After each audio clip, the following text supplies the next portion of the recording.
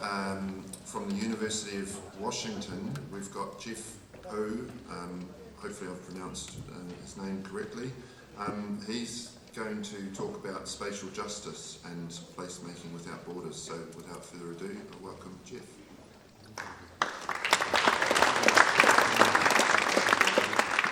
Thank you for the introduction, and thank you for the invitation to be here.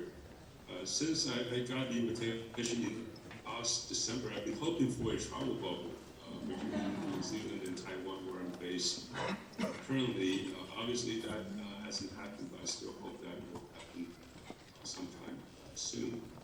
Anyway, it's great to be here to speak to the theme of commons and catchment with focus on social justice. My professional career over the last 30 years or so has been focused on the theories and practice of community design.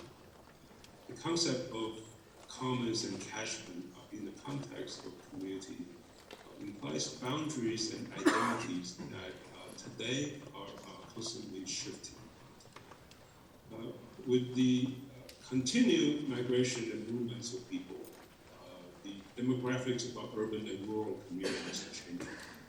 I'm not sure about New Zealand, but that has been the case in many communities in Asia and North America.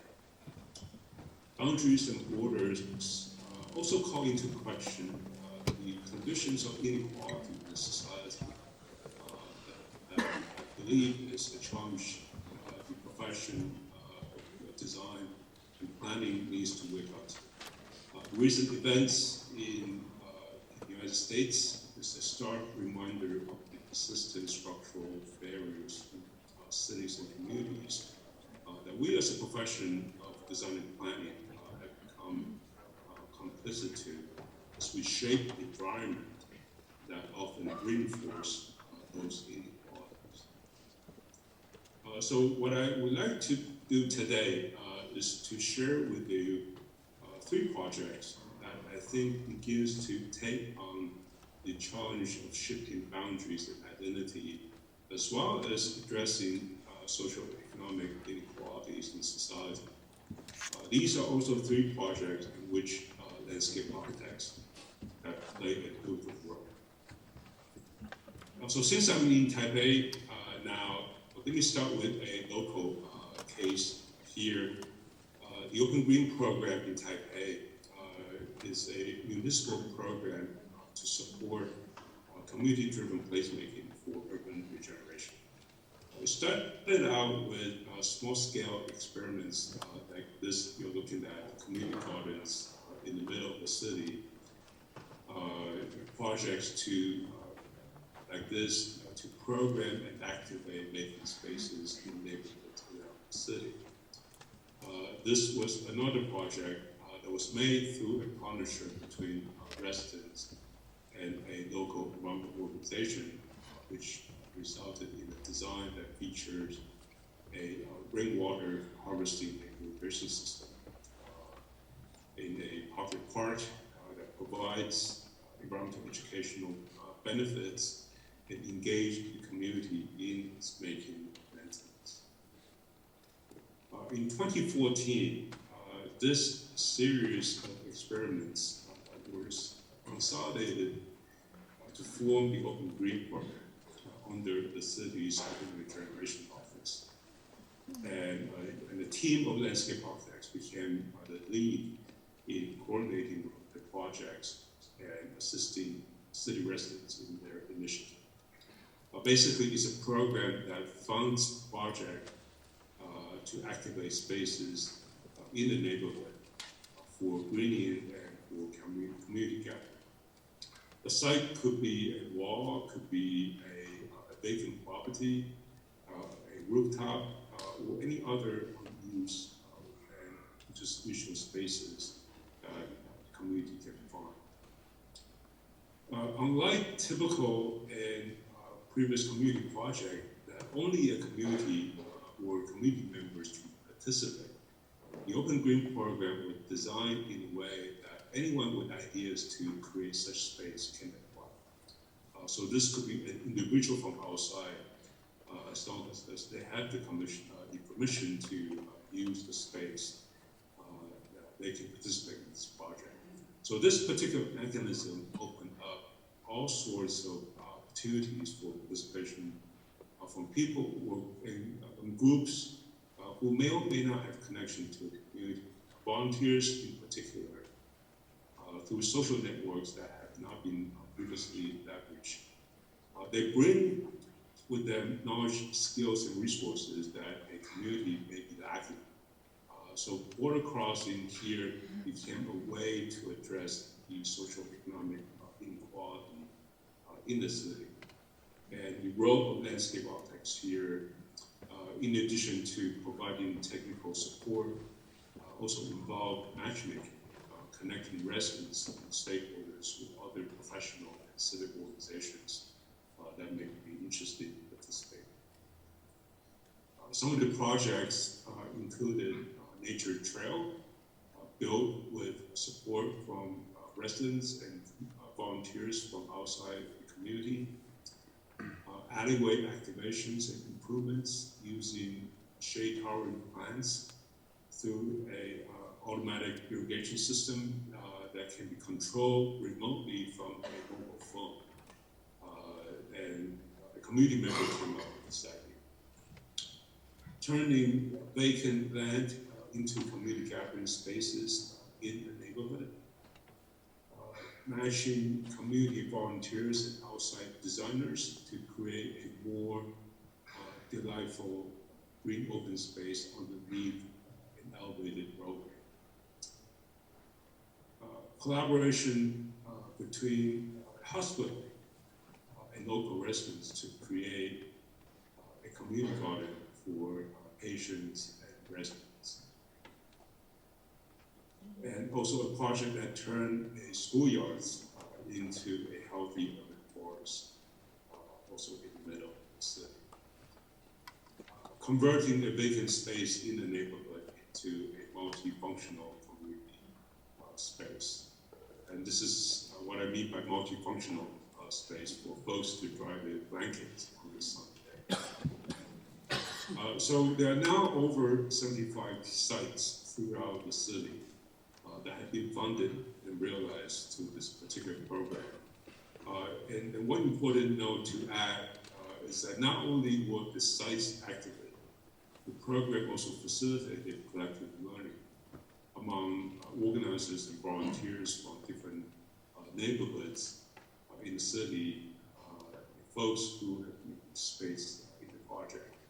So another important aspect of border crossing and addressing inequalities between different communities. And that collective learning and sharing also occurred through field trips and site visits to each other's project. That the one you'll see in the slides. So the vision of the Open Green program, as you can see, is to create bottom-up, community-driven places in the city that activates both spaces and social relationship. For me, it has been great to watch this program grow since its inception. As a reviewer of the proposals, I have also been learning quite a bit through this process. So I too became a participant in this collective learning process that overcomes borders and barriers. So that was the first project. Moving on to the second one. For the past 20 years or so, a big part of my professional engagement in Seattle has been working with the community of Chinatown International District, a community that faced many of the same issues in other inner city ethnic neighborhoods in North America, including a history of discrimination and displacements with large infrastructure projects, including a interstate freeway that you can see on the left that cut the neighborhood in half back in the 1960s. Today, the Chinatown International District is a historic district with a predominantly Asian American population, and also a high concentration of elderly residents with very limited income. The district has more food stamp users, so given the state sort of indicator of the economic, social-economic status of the community. There are more food stamps users than any other neighborhood in the city. The China International District is also a multi-ethnic community settled by different ethnic groups through multiple waves of immigration. The neighborhood itself is still receiving new immigrants who are in need of social services. At the same time, it is also faced with the encroachment of new developments and threats of gentrification and displacement that many inner city communities face. For the last 2 decades or so, through mostly studio projects, we, faculty and students from University of Washington, have worked with community stakeholders on open space projects to make the community a more welcoming place for new and old residents, as well as visitors and those who work in the district. And also to provide more opportunity for socialization and for active living. Some of the projects that we have contributed to include the Mary Avenue Green Streets completed in 2010, spearheaded by a local community organization, a project that expanded the sidewalk and made it safer and more welcoming, especially for our elderly residents. Renovation of an existing children's park, the Donnie Chin International Children's Park, that considered the needs of different users, including not only kids, but also parents, grandparents, and teenagers. So the more actively used the space is, the safer it becomes. And this is often a challenge in a lot of inner city urban parks in more cities. Activation of alleyways, mostly through community organized events, including this dance performance. Using community engagement techniques, such as Photovoice. So the technique that involve the participants take pictures and coming back to talk about the place that they have seen and all the nuances that in the community that we don't often see unless we have a deep knowledge in the community. So this techniques allow us as designers to see the community environments through the eyes of the local stakeholders. And design games that were embedded into everyday activities in the neighborhood, such as ESL, English as a Second Language class. So basically, the participants would use park elements with bilingual labels to design the park. And so in doing so, they are learning English and designing the park at the same time. Games that tries to build on the skills and knowledge that residents already have. In this case, in our Chinese community, one of the strongest skills that the residents have is actually eating the buffet meal. So we turn that into a design game, and which in our community, eating buffet is almost like a competitive sport. Anyway, so it is something that they know doing this, no need to explain what the design process is. They know intuitively what to do in this particular game. This was probably one of the most successful workshops that we ever did. As soon as we announced that the game was going to be like a buffet, everybody started to get in line. So you see the buffet line on the left, and then once they collected these cutouts, picture cutouts that represent different design elements and some part activity to come back to the table to assemble design and talk about how they view this particular project. One of our more recent projects was the expansion of Hingate Park. So this is the project I wanted to highlight. It was an existing park located at the heart of the community. On the right, you're looking at the original park that features a sort of traditional style Chinese pavilion, and then the expansion to the left, that is the focus for this particular project. So one of the key challenges for this project was to design a park that was welcoming and inclusive to the multiple cultural groups in the district, as well as outside visitors. In other words, to overcome the cultural barriers and boundaries that have divided the community from within and also with the rest of the city. We were very fortunate to have the opportunity to work with Terrainscape, led by Fengjian Yu, based in Beijing, who brought a kind of cultural and ecological sensibility that was much needed for this particular project. That was Fengjian working with our local residents at this very first workshop to gather their input. Working with the local residents and stakeholders, including a friends group, which I co-chair, Terrainscape developed a series of concepts that focused on the common ground between the different cultural groups, rather than their own kind of individual identity, which I thought was great. So first, the idea of the park as a theater, as a stage for community events, as well as everyday activities. The second concept was that of harvest, how the park can become a productive landscape of abundance, something that will appeal to all cultural groups in the neighborhood. So what if the park was a orchard? Was one of the concepts.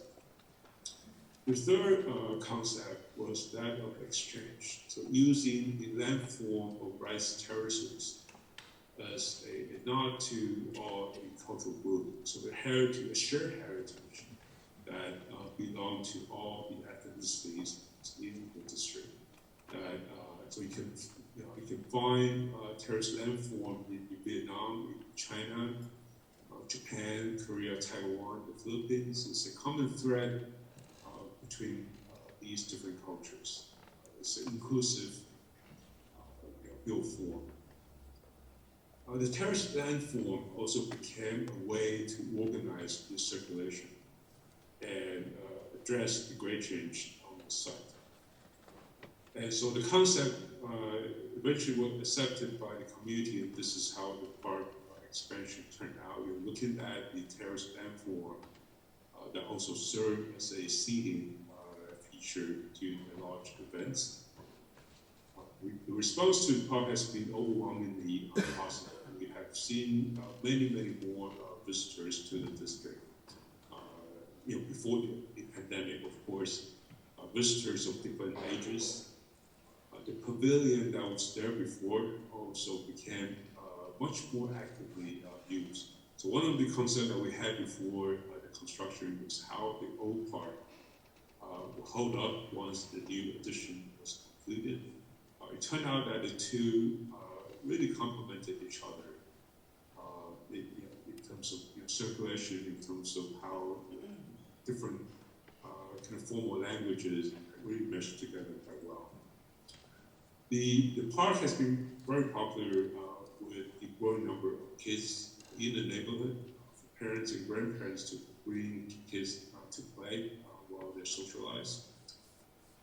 Here are some details of the steps that also function as lighting during the night. To gauge how well the park has performed, we did a post-occupancy evaluation back in 2018. It's a few months after the park has officially been opened, with a small grant from the city. And this was the record of circulations in the park, showing how the park users really use the many paths to get around. These are the locations of reported activities different time during the day in the month of October. So we send volunteers and interns to make those observations at 3 different time points, about twice a week. Once during the weekday and once during the weekends. These are the recorded activities that took place from mid-September to mid-November, which shows a very good range. There are people using their phone, but not everybody was looking at their phone, which is sort of a problem these days.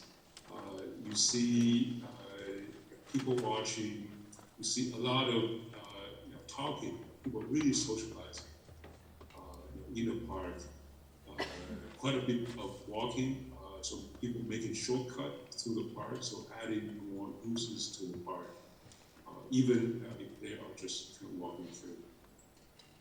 And also relatively diverse age range as well. For a community with predominantly elderly population, we were quite surprised by the high number of young people in the community. We were also quite heartened by the presence of this age group.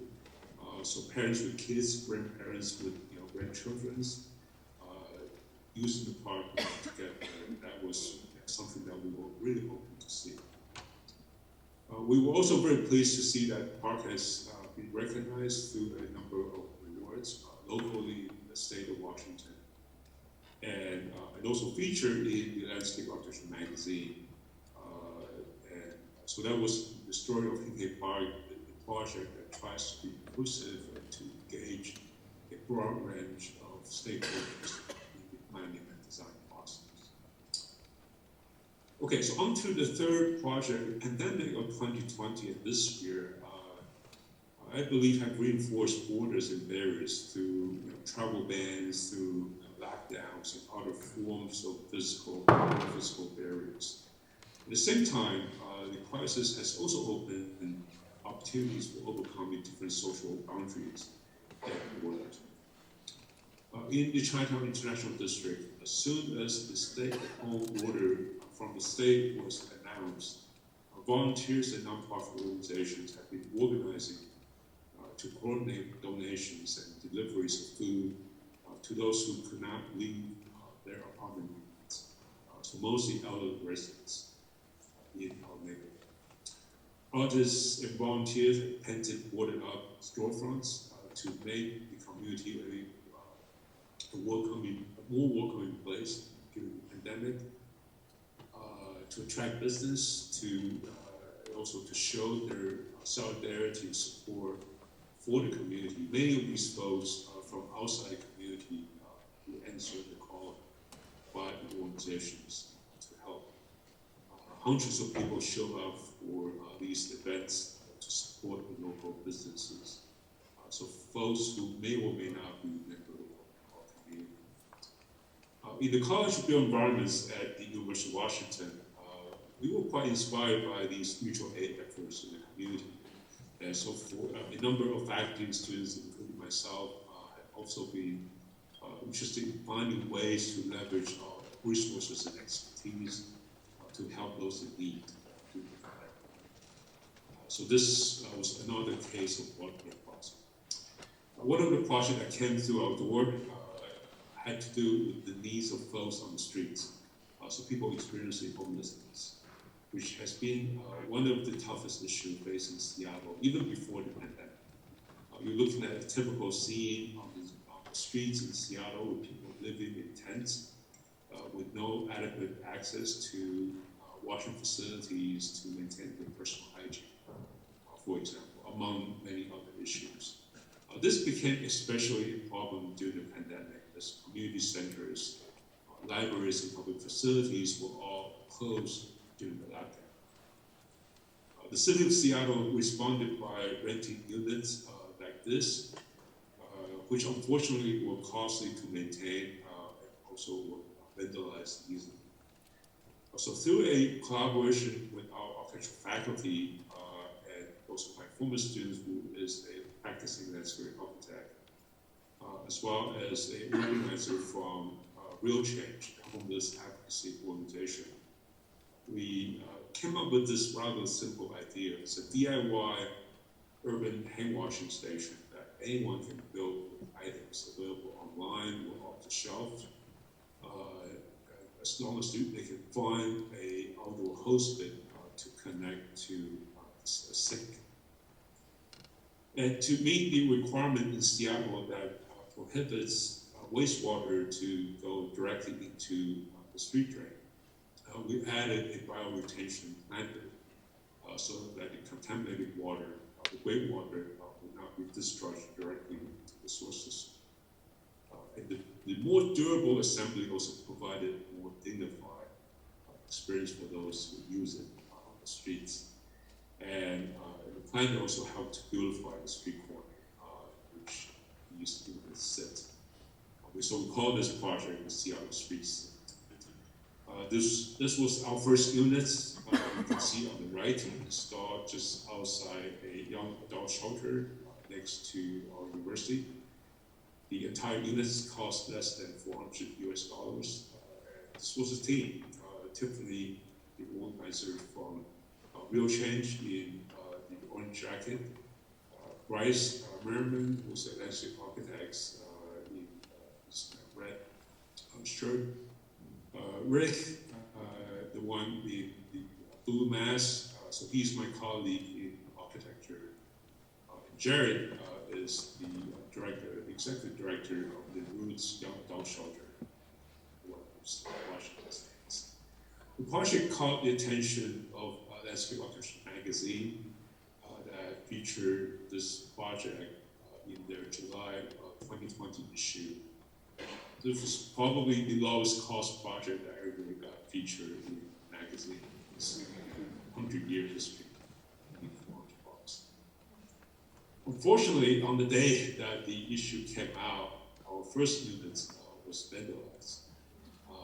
We later found out that I think the reason was that the staff of the young adult shelter turned off the water at the end of the day. So when after the working hours, people were not able to see water coming out of the faucet, I think they got frustrated and vandalized units. A good thing about the DIY project is that it can be fixed rather easily. So we replaced the legs and also took the opportunity to make a few improvements by adding a plug. We realized that a lot of people were not only washing their hands, they were also washing clothes. So having a plug make the sink become useful. And we also added these marks on the soap dispenser. So to sort of measure, based on the soap use, the number of users, the number of uses for the sink, and so collecting data that we can later use when we are trying to get funding for this project. Since then, the number of the units have grown steadily. The DIY sink has been adopted or hosted by schools, nonprofit organizations, religious groups, so on, in and out of Seattle. And that included the Duke University Center for Water, Sanitation, Hygiene, and Infectious Disease that had borrowed our design and created a program in Durham, North Carolina, with more than 26 located in public spaces throughout the city. My colleagues in Seattle have been working on a 2.0 version, so much sturdier, using less parts, also with a taller bioretention planter. We sort of underestimated the amount of water, or the amount of uses, and so the planter needs to be much larger. This was the final, the finished version. You can see some minor adjustments, including turning the sink the other way around so the water would just flow directly to the planter. And that took away a few more parts that was needed for the design. The first 2.0 version, units was adopted by a Sikh temple city of Renton, which is outside Seattle. So Seattle Street Sync is also a project that had broken down borders and barriers. So barriers between, in this case, academia and civil society groups, between people who wanted to help and people who needed help, particularly during the pandemic, between architecture and landscape architecture, between different cultural groups in society. Seeing the potential for the project to scale up, our partner, Real Change, worked with members of our city council to put the project on the city budget for this year. And as a result, about $100,000 US was allocated to support making publicly accessible sync throughout the city. We estimated that the fund would be enough to implement 60 units around the city for phones on the streets.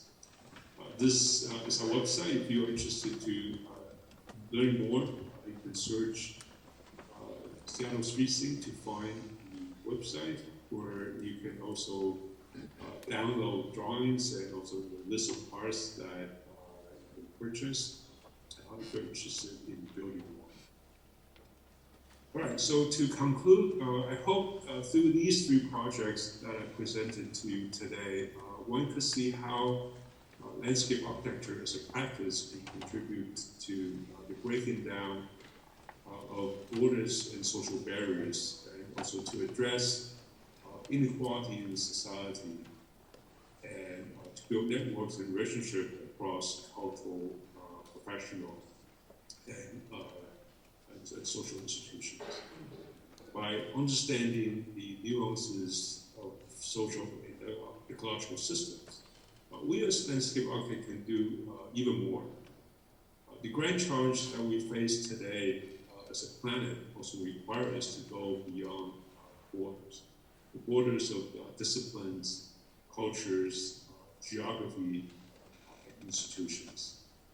And so with our understanding of systems and processes and our ability to give forms and expression to meanings and identities, landscape architecture can play an even more important role in shaping the world. And so with my talk today, I would like you all to take on that charge. Thank you.